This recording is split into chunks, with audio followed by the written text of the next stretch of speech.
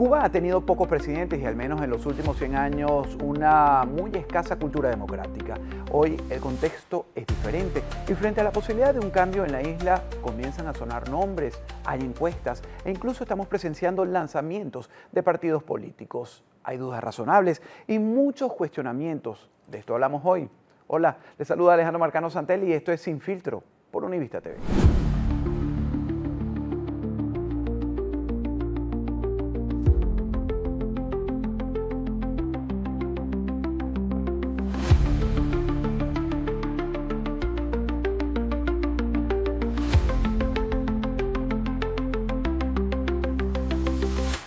En medio del gran colapso de Cuba y mientras Estados Unidos pone contra la pared a la dictadura, empiezan a surgir propuestas políticas. No sé qué tipo de plástico está consumiendo la gente por ahí, que ahora les ha dado por poner en las redes sociales futuros presidentes cubanos, encuestas virtuales para medir el pulso patriótico.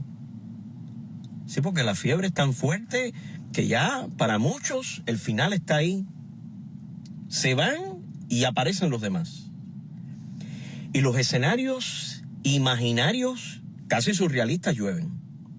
Mi consejo, con todo respeto, mi consejo para los enajenados: dejen de comer paja, que se van a llevar un culatazo inolvidable. Todo es muy incierto y aunque parece cercano a un cambio, la transición no es visible. Sin embargo, empiezan a aparecer nuevas propuestas, entre comillas democráticas, que por ahora son pura teoría. No quiera poner la carreta delante de los bueyes. No toca. Parecen personas arrebatadas, impacientes, impulsivas, que todavía no se ha caído aquello y ves colgando rostros de posibles candidatos, pero en base a que es bonito, habla lindo, los contagia, los hace reír, ¿eh? Qué ingenuidad de esperar de un pueblo que no sabe nada de democracia. Hay más movimiento político que partido estructurado, desde las iniciativas de Cuba Decide de Rosa María Payá hasta movimientos culturales como San Isidro. En ese contexto emerge Amelia Calzadilla, no solo como activista, sino como parte de una posible nueva etapa política. Pero yo sí creo que estamos en un momento clave, en un momento de inflexión, en el que el cambio pareciera que va a ocurrir de un momento a otro. Los cubanos además confiamos en que así sea y tenemos que empezar a trabajar desde ahora para el país que queremos después, porque realmente la lucha no se va a acabar cuando se derroque a la dictadura. No deja de tener razón Calzadilla, hay que comenzar, pero el cubano, y tras 67 años, ¿entenderá? Yo creo que desde ahora tenemos que tener unas directrices claras de trabajo, opciones, proyectos, propuestas que se le puedan presentar a los votantes, a los electores, a esos futuros electores, y que ellos puedan ir decidiendo qué proyecto o qué propuesta los representa mejor y que en esa Cuba democrática pues tenga la opción de poder gobernar. Las críticas llueven y se centran en algo importante. Antes de candidatos hace falta libertad e incluso memoria. Recuerden que nací en un solar, por tanto a las personas que se les cayeron sus viviendas como resultado de los aguaceros, yo he estado ahí. Yo sé lo que es eso, mi solar está apuntalado y ahí vive mi abuela que tiene 92 años. Y que hace meses no le puedo dar un vaso de leche.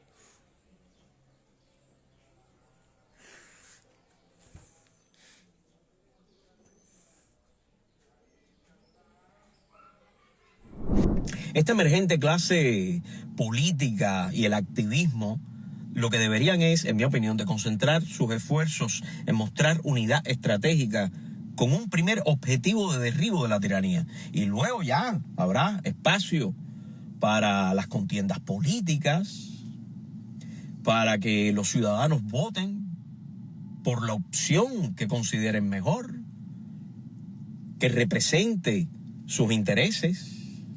Desde hace días se promueve una muy polémica encuesta sobre el tema. En este minuto Cuba está transitando por un proceso de una consulta que está llevando a cabo un medio independiente, que es el Toque, y a esta encuesta que yo no solo le he dado promoción, sino que además he tenido la oportunidad también de consultar en tiempo real sus resultados, te indican que los cubanos, tanto de afuera como los de adentro, se sienten hoy más cercanos más vinculados, más involucrados, y el cubano de adentro reconoce el papel fundamental del cubano exiliado en el proceso de transformación del país. Para algunos, esta consulta es una herramienta necesaria para captar el sentido real. Entonces, desde ya hay que explicarle al pueblo cubano que esto va a pasar, que esto va a ser una realidad y que esta va a ser la realidad por la que se está luchando. Porque hay una variedad de planteamientos políticos, de proyectos políticos, de proyecciones hacia la Cuba que necesitamos. Y yo creo que la figura de la mujer cubana es de vital importancia en la Cuba que viene, en la Cuba que ya está a la vuelta de la esquina. Definitivamente tenemos que despojarnos ya del rédito que traemos, del arrastre y del lastre que traemos ya de la dictadura en casi 7 décadas, y tenemos que avanzar hacia entender y conocer qué va a pasar y cómo nos van a mostrar la Cuba futura. Lo más preocupante para mí es que están pidiendo números de teléfono para aquellos que radican dentro de Cuba con la esperanza de ganarse un sorteo. Esto a mí me dice que las personas que están promoviendo dicha encuesta están buscando hacer una base de datos para poder en un futuro hacer como hacen aquí en los Estados Unidos, mandar mensajes de texto en tiempo de campaña, llenar a las personas con propaganda de política para un futuro.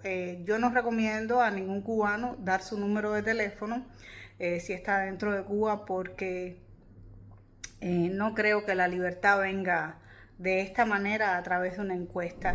La activista cubana Lisbeth Mejía está convencida de que este trabajo solo tiene un fin político que beneficiará exclusivamente al régimen castrista. La otra parte que me preocupa muchísimo es que en el número 12, la casilla número 12, te preguntan, pudieras mencionar algunas figuras del gobierno cubano no incluidas en el listado de dirigentes en Cuba que en tu opinión tienen un desempeño favorable. O sea, están buscando lavar la cara de personas dentro del régimen castrista que puedan fungir, continuar con la labor de dirigir el país. O sea, totalmente en desacuerdo. Si vamos a tener un cambio, como cubana yo quisiera tener un cambio radical donde el Partido Comunista y exmiembros del Partido Comunista no tengan nada que ver en el futuro de Cuba, por lo menos en los próximos 100 años. Y es que el medio independiente El Toque realiza una encuesta digital en la que pregunta a los cubanos dentro y fuera de la isla sobre posibles candidatos para un escenario de elecciones libres en Cuba. Una pregunta: ¿quién en Cuba tiene acceso favorable a Internet para darse el lujo de contestar encuestas o entretenerse en candidatos presidenciales que, por los nombres que pude apreciar, todos viven fuera de Cuba? La población predominantemente en la isla es anciana, semianalfabeta tecnológicamente, con una baja conectividad y con unos apagones así, de apague y vamos. Y la realidad es que dentro de la isla a muy pocas personas les interesan estos temas. El poquito oxígeno que entra lo utilizan para desconectar.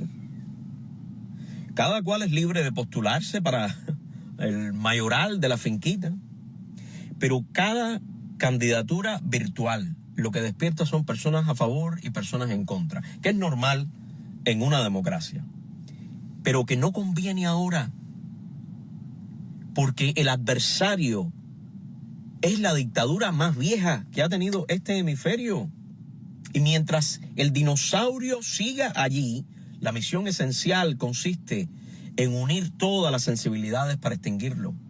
El resto son serpentinas de carnaval. Amelia Calzadilla intenta convertir esa percepción en su base política. Mi partido se concentra en la Cuba que viene tras el proceso de transición, ¿bien? Un proceso de transición que además está contemplando que el país tiene un Estado fallido, que tiene una crisis humanitaria, que es mucho más que una crisis económica. Cuba tiene una profunda crisis humanitaria y eso, por supuesto, implica que durante un periodo de transición vaya a haber un grupo de garantías ciudadanas para que poco a poco podamos ir estableciendo esa independencia del individuo, ese generar riquezas, esa aparición de una propiedad privada fortalecida, con leyes también que la protejan y que protejan también a la persona que está trabajando. Entonces, en ese proceso de transición será que se crearán las bases. Y en ese sentido, hasta este minuto, nosotros no nos vemos. De hecho, hay otras propuestas que te hablan de un gobierno transicional. Yo creo incluso que Cuba va a necesitar de mucho apoyo internacional durante ese periodo. No sería además la primera vez que tendríamos ese apoyo. Tras el fin de las guerras de independencia de nuestro país, nosotros también tuvimos un proceso de transición que vino acompañado de los Estados Unidos precisamente por el deterioro que tenía la nación. El lanzamiento del Partido Liberal Ortodoxo Cubano, con Amelia Calzadilla a la cabeza, no solo ha generado apoyos en las últimas horas, también ha provocado una fuerte ola de críticas y cuestionamientos dentro y fuera del ámbito opositor. Pero lo que jamás se debe romper, que fue lo que los cubanos destrozamos en 1952, y mira las consecuencias que ha tenido, es destruir la democracia, destruir las instituciones democráticas.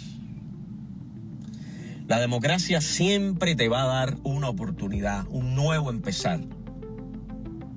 La posibilidad del cambio a corto y largo plazo.